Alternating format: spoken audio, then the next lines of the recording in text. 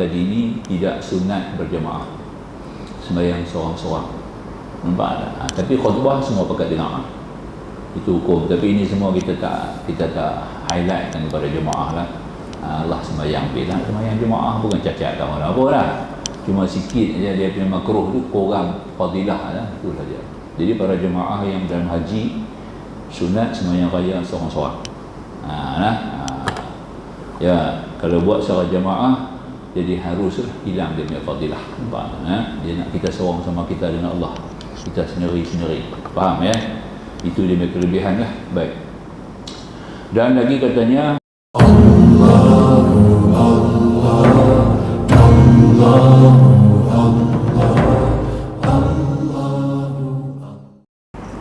InsyaAllah kita sambung masih dalam rahsia haji, muka surat 109. Kita ambil bawah sekali lah. Kita dah sambung perjalanan di mana jemaah haji akan bertolak ke Mekah dengan melakukan tawaf. Kemudian hendaklah dia bertolak menuju Makkahil Mukarramah dan bertawaf. Ini adalah tawaf rukun dalam haji, dinamakan dengan tawaf ziarah. Tawaf ziarah.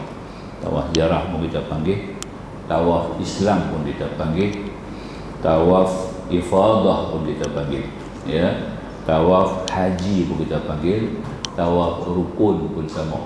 Nama aja beza ya. Martabat dia sama. Waktu pelaksanaan tawaf ini dimulai setelah pertengahan malam pada malam nahar. Adapun waktu pelaksanaan yang paling utama adalah pada hari nahar, malam raya haji, ya. Kita dah boleh melakukan tawaf ni. Jadi kita boleh pilih antara dua lah. Kalau ikut dalam keadaan yang disebut oleh Imam Ghazali ni, dia ada dua kaedah. Sama ada apabila masuk tengah malam raya haji itu, dah boleh buat dua perkara. Pertama, kita dah boleh melontar Jamratul Aqabah, ataupun kita terus ke Makkah dengan melakukan tawaf. Antara salah satu. Tujuan dia untuk bertahlul. Ya, jadi maknanya itu maksud kata musannif, dia sebut malam raya, malam nahar, malam raya haji. Ya, jadi kita boleh pergi ke Mekah terus tawaf, kemudian boleh gunting rambut, ataupun kita terus ke Mina, kita melontar Aqabah dan gunting rambut. Antara dua, ya, yang mana mudah lah. Tapi di mana kita terikat dengan tabung haji atok lah. Di mana dulu biasanya tabung haji akan atok pergi lontar di Mina dulu. Tawaf ni lepas kita dah berada di Mina selama 4 hari, hari yang ke-13 balik ke Mekah, barulah kita tawaf. Itu yang dilakukan mengikut modul lembaga tabung haji kita lah, ya. Tapi mengikut hukum kita boleh dua-dua. Mana satu boleh kita buat, antaranya dengan tawaf dulu ataupun dengan melontar dulu. Ya, jadi kalau tawaf dulu, jadilah tawaf tu tawaf tahlul namanya. Tawaf tahlul. Tawaf haji pun dia, tawaf ifadah pun dia, tawaf tahlul pun dia. Itu dipanggil, ya. Adapun waktu pelaksanaan yang paling utama adalah pada hari nahar. Tawaf ziarah ini tidak ada batas akhir pelaksanaannya. Maksudnya sepanjang hayat semua hidup. Orang tu kalau tak buat tawaf tertanggung semua hidup. Pasal haji wajib sekali ya semua hidup. Nampak? Katalah contoh, nak faham tuan-tuan. Nah, ketika nak laksanakan tawaf haji itu dia uzur. Orang ni uzur, tak boleh tawaf. Tak boleh tawaf. Dia tak boleh ganti, tak boleh bagi orang ganti. Dia kena buat sendiri tawaf tu. Hukum dia betul lah. Tawaf dengan sa'i, kena buat sendiri. Jadi makanya kebetulan nak kena balik Malaysia. Jadi dia tak tawaf lah. Ya. Jadi dia balik dengan menanggung tawaf. Maknanya hajinya belum sempurna lagi lah. Bukan tak sah. Haji itu belum sempurna kerana rukun tawaf tu belum dibuat. Jadi dia balik ke Malaysia, nak pergi pula Mekah ni, maklum lah. Nah, katalah kot 10 tahun duduk ada di Malaysia, tak boleh pergi Mekah lagi. Haji yang dia buat 10 tahun dulu tu belum sempurna, bukan tak sah, belum sempurna. Pasal rukun tawaf tu tak buat lagi, nampak? Nah, lepas 10 tahun baru ada peluang pergi Mekah. Baru ada peluang pergi Mekah. Jadi bila sampai di Mekah tu, perkara pertama yang dia kena buat tawaf haji. Nampak tu? Tawaf haji. Jadi pada 10 tahun sesudah tu dia tawaf haji, pada hari itu baru haji yang 10 tahun dulu ni sempurna. Tawaf tu, nampak? Dia tak ada had. Tawaf tu dia boleh tangguh. Boleh tangguh. Lagi kita tangguh, haji kita tak sempurna, tu saja. Tak cukup rukun. Bukan tak sah, tak cukup rukun. Tak boleh jadi haji lagi lah. Maknanya dia belum lagi melaksanakan ibadat haji, kerana belum sempurna. Itu maksud kata tawaf ni. Dia kata tadi ni, tawaf ziarah ini tidak ada batas akhir perlaksanaannya. Faham ya?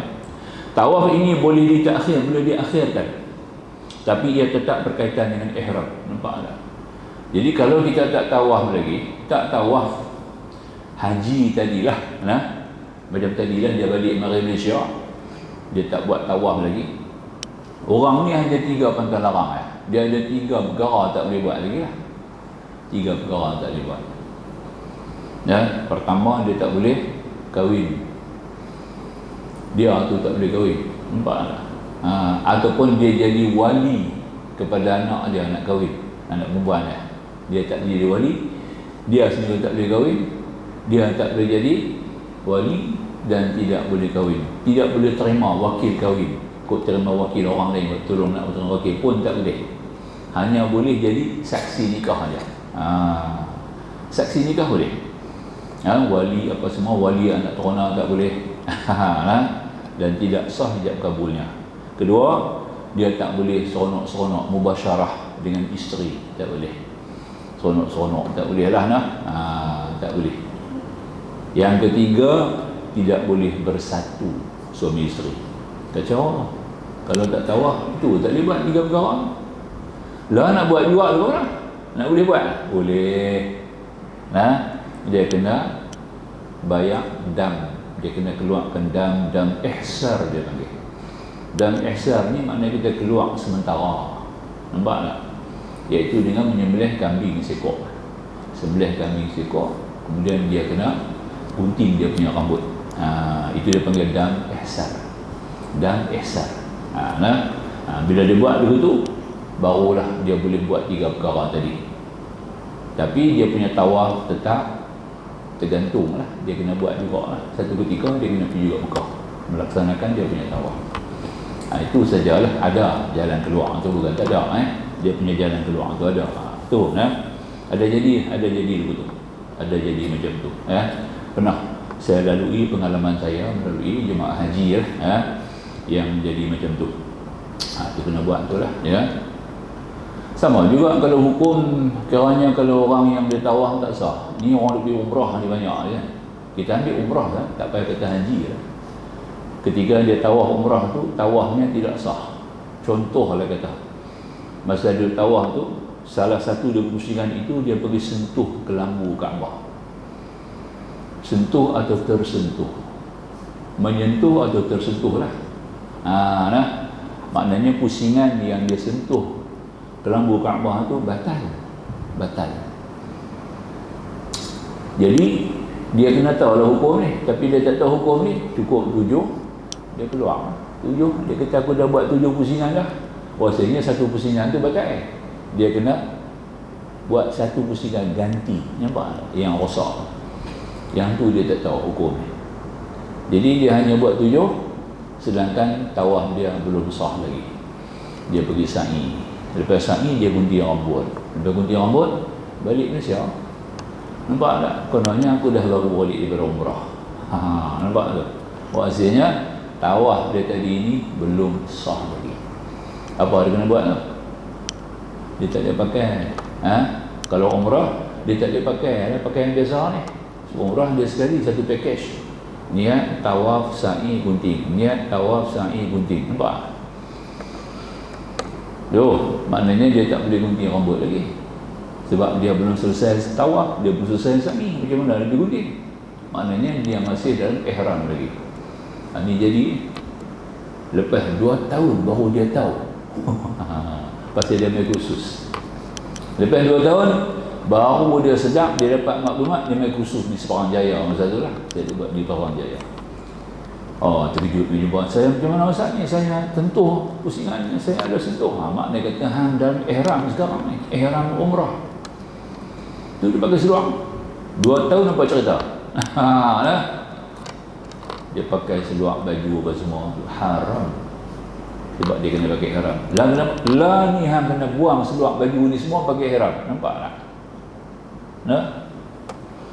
Tak boleh bersatu suami dah. Dah bersatu dah. Dah bersatu tu makna kata rosak dia punya umrah. Dia wajib kena qada dia punya umrah balik. Nampak tak? Dan dia wajib kena keluar dan sekok muntah. Kacau tu lah. Ini masalah. Ya. Jadi kena ada ilmu lah sebelum kita nak buat kerja ni. Ya. Saya bimbang bila orang nak pergi umrah ni, saya nak takut.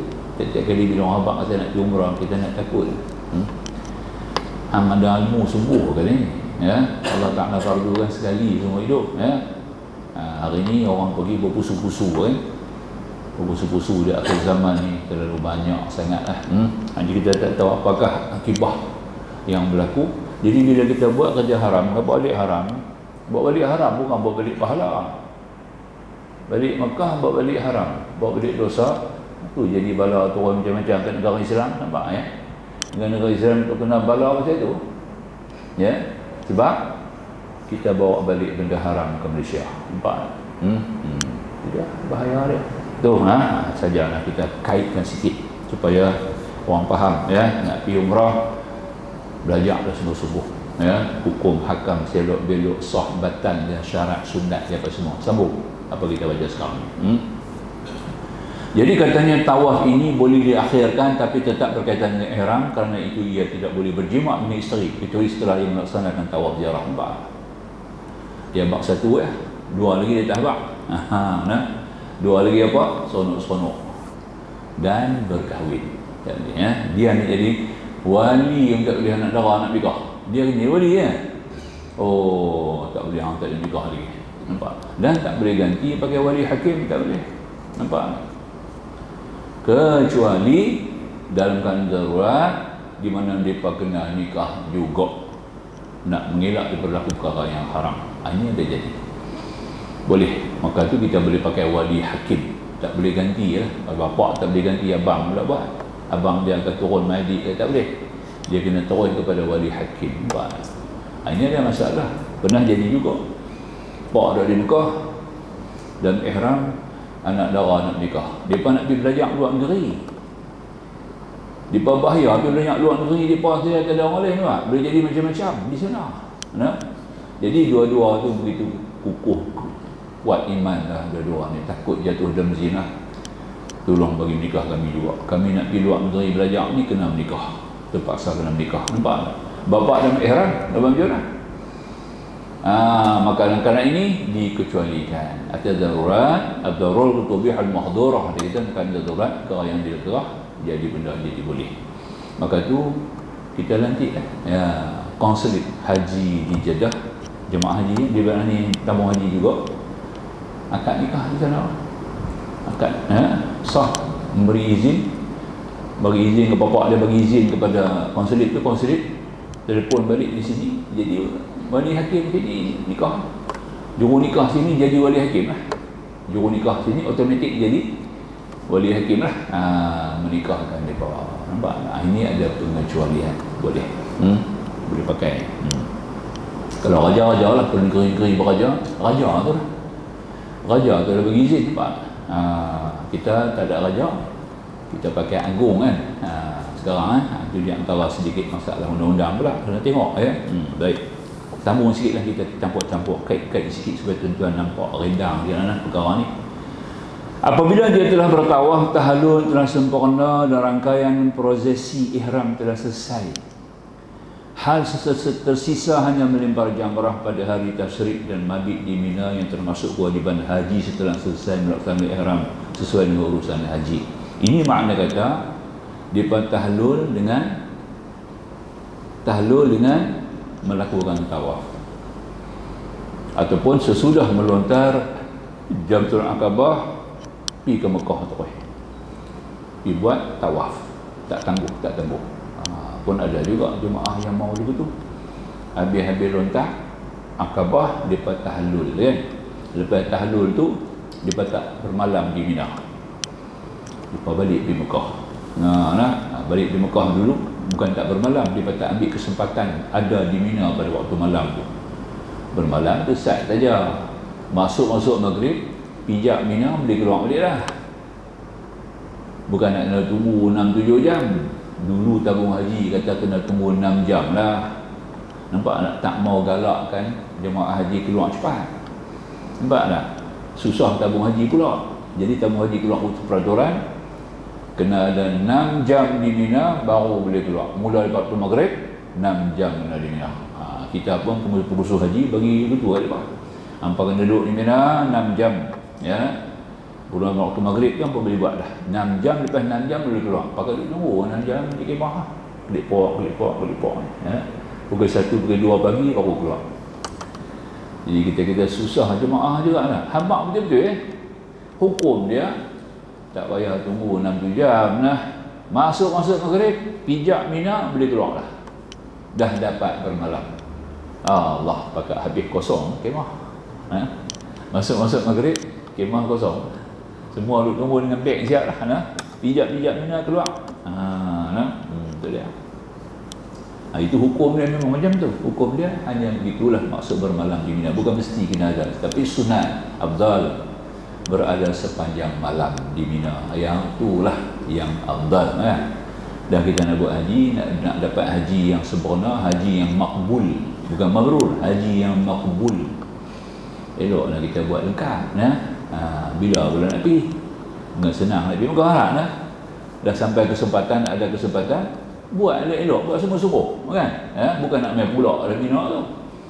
Dia tak terfikir begitu. Nampak? Dia kerana nak cari mudah, nak pelepas batu di tangga. Ini masalah. Jadi kita kena faham. Maka itu dia kata tadi, ini hal tersisa tadi cuma kita nak kena lontak lah. Sebab tahlul ada 3. Melempar jamrat, bercukur dan tawaf rukun. Sebab tahlul ada 3 lah. Melempar jamrat, cukur dan tawaf rukun. Antara 2 daripada 3 lah, bukan 3-3. 2 antara 3. Ni. Tapi tang gunting tu kena masuk sebab dia rukun. Gunting dengan lontak atau gunting dengan tawaf. Pilih yang mana mau. Nampak?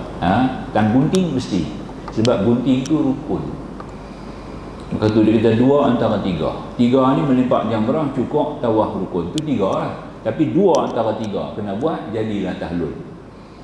2 antara 3 tu maknanya kita kena ambil cukur, gandingkan dengan lempar, cukur atau ganding dengan tawaf. Tahlul.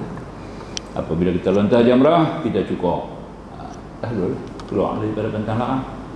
Apabila kita tawaf rukun, tawaf haji ataupun tawaf haji tadi, kita cukur.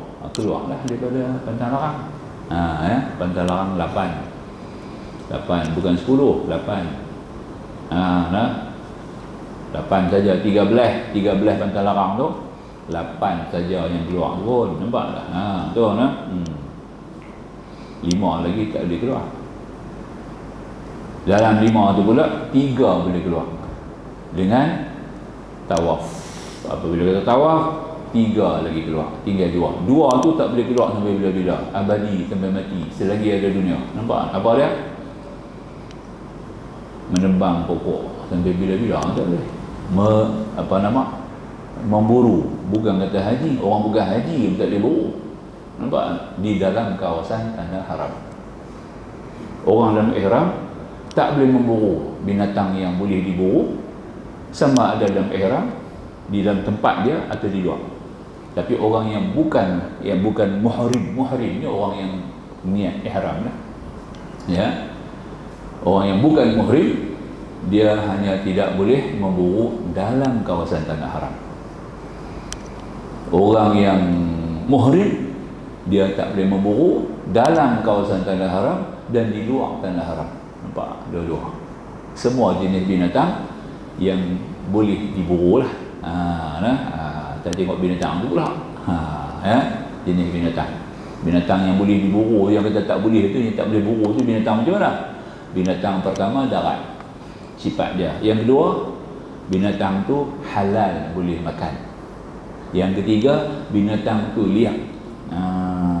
Jinak tak boleh, jinak lembu. Nampak? Lembu kambing.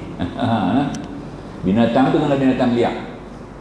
Pelandu, rusa, kijang.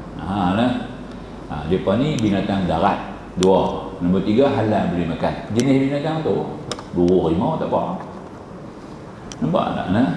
Ambil senapang pergi tembak harimau, tak apa. Pasal harimau bukan binatang yang boleh diburu. Nampak tak? Cuma kita nak binasakan dia sebab ada masalah. Itu saja. Nyamuk, lalat apa semua.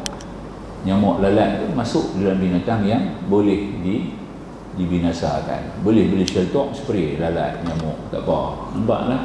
Sebab dia jenis darat, liar, tak boleh makan. Nampak tak?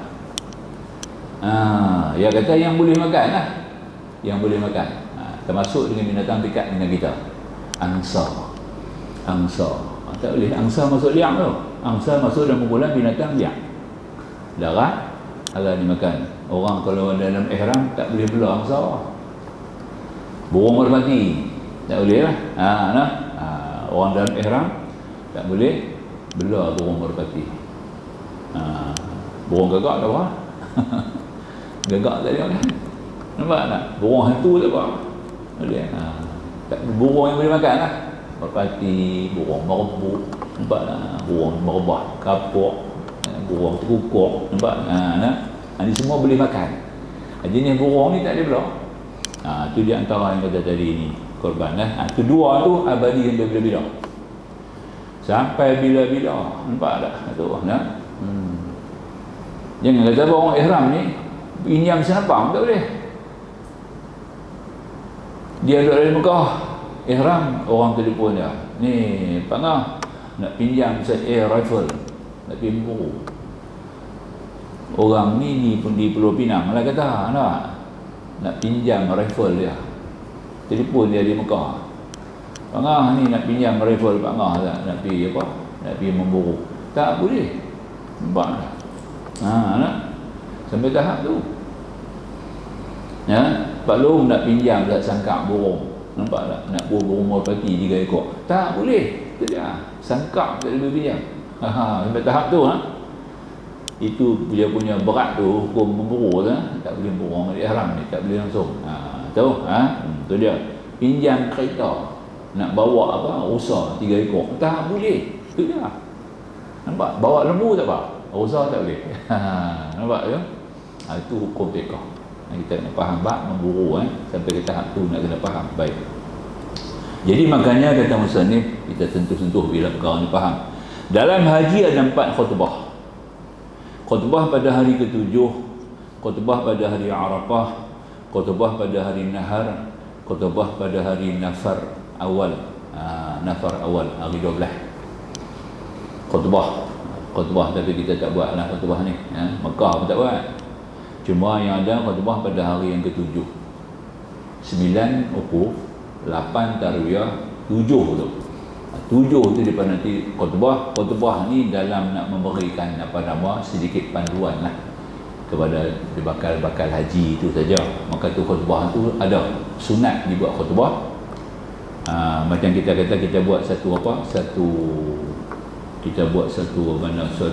peringatan lah, satu majlis peringatan, panggil jemaah semua, kita bagi nasihat begitu je lah. Jadi kita bawa dalam bentuk khutbah sunat lah. Khutbah baik, itu ada, tapi kita tak buat. Malaysia pun tak buat, Saudi pun tak buat, yang 7 pun. Itu sunnah Nabi tu. Kemudian khutbah pada hari Arafah kena ada khutbah. Kemudian khutbah pada hari Nahar, hari raya haji. Sebelum kita apabila kita selesai dah sembahyang raya, kita pun khutbah. Khutbah. Dan bagi jemaah yang haji ini sunat sembahyang seorang-seorang.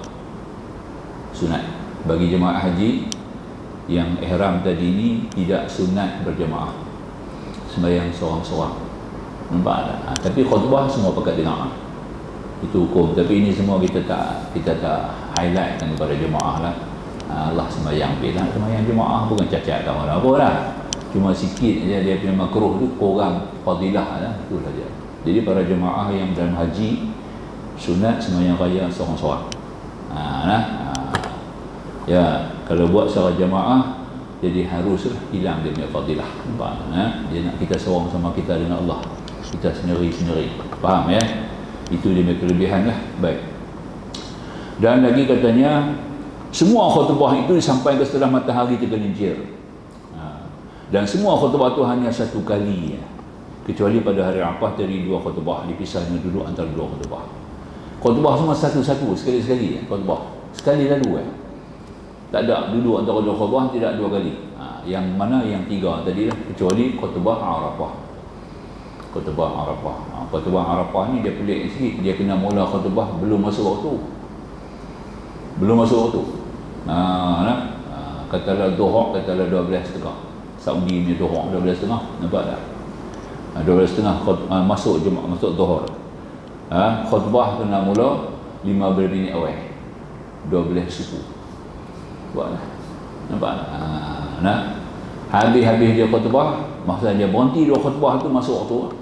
Masuk waktu dia berhenti antara 2 khutbah. Ya? Berhenti 2 khutbah masuk waktu azan. 2 azan tu. Kemudian dia bangun baca khutbah yang kedua. Khutbah yang kedua disampaikan ketika azan tu masih berkumandang lagi, nampak?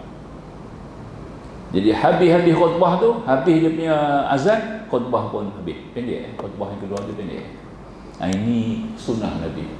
Yang tu kita buat lah. Yang tu kita buat. Ya, tabung haji buat. Untuk jemaah haji Malaysia buat. Ya. Saya sendiri pun pernah bertugas dia baca khutbah. Ya. Banyak kali lah baca khutbah tu ya. Terlibat dalam kes ni ya. Jadi insya-Allah baik. Dan lagi yang kata musannif, kemudian apabila dia telah selesai mengerjakan tawaf, hendaklah dia kembali ke Mina untuk melempar jamrah dan melakukan mabit.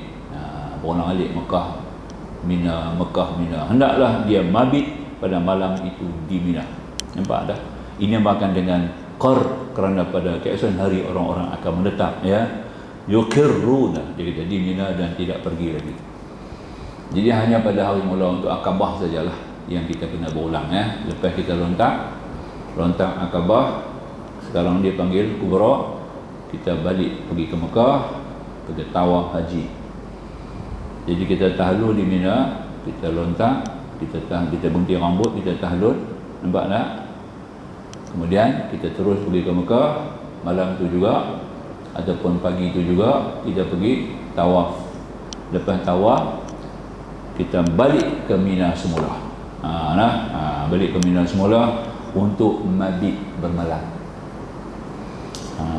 10 malam 11 malam 12 malam 13, 3 malam sempurna. Sekurang-kurang 2 malam. Sekurang-kurang 2 malam. 2 malam ni bagi mereka yang memilih nafar awal, nak balik awal. Nafar awal tu nak balik awal. Boleh hari 12 boleh balik, tapi dengan syarat nak balik tu pertama sudah selesai melontar Akabah, sudah selesai melontar untuk hari 10 dan hari 11. Hari 11 dan hari 12.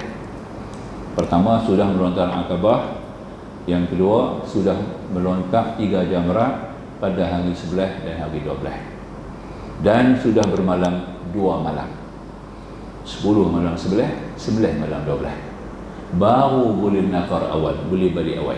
Nampak? Itu cerita dia nak. Dan balik itu pula kena niat tidak akan masuk kembali semula. Dia kena niat, wajib kena niat, tidak akan masuk kembali semula ke Mina, tak boleh. Masuk kembali itu untuk bermalam. Tapi kalau masuk nak pergi beli makan boleh. Dalam tu banyak kedai makan kan, kedai donat tu besar kepala. donat, nak beli ayam apa, ayam Kentucky Arab punya apa semua tu, nak beli aiskrim ke apa kan, nak beli dalam tu macam-macam makan. Dia kata keluar tak balik semula kan, keluar daripada Mina, niat jangan tidak akan kembali semula, kembali untuk bermalam. Faham tak? Kena faham kembali untuk apa? Kembali untuk bermalam. Itu dia. Jadi nak balik pergi beli donat boleh masuk pergi beli. Itu bukan bermalam. Nampak tak? Ada cara lah, boleh semua tu. Jemaah tanya kat kita, tak kita dah keluar ni, macam mana kita nak beli makan, tak boleh? Dia kata Bali tu untuk bermalam, tak boleh. Nak balik main bermalam semula tak boleh lah. Kita dah keluar lah, nafar awal hari 12 tu. Nak masuk juga, tujuan dia mestilah bukan kerana bermalam. Ada orang tinggal beg, dia tinggal beg tak ambil beg dia lagi ada di kemah, ada barang-barang di kemah nak ambil lagi, nampak tak ada nak selesai tu. Jadi dia boleh nak masuk, dia ambil beg dia bawa keluar, nampak tak? Dia bukan bermalam, dia buat kerja lain. Hukum dia lah. Tu dia antara yang kata tadi ni. Semua tu kena faham betul-betul ya, no? Baru kita boleh pandu jemaah. Nak pandu jemaah, itu dia kata tadi ni, kita kena ahli betul ya dalam bidang ni. Baik. Apabila dia telah memasuki pagi pada hari kedua Aidul Adha dan matahari tergelincir, hendaklah dia mandi untuk melempar jamrah. Sunat mandi ya, nak pergi lempar jamrah ya. Kemudian hendaklah dia menuju Jamratul Ula hari sebelah. Ni cerita hari sebelah. Hari sebelah nak pergi cerita, kita nak pergi tawaf Kira tu hari sebelah. Silakan muazzin, kita raikan azan dulu ya, azan ringkas silakan.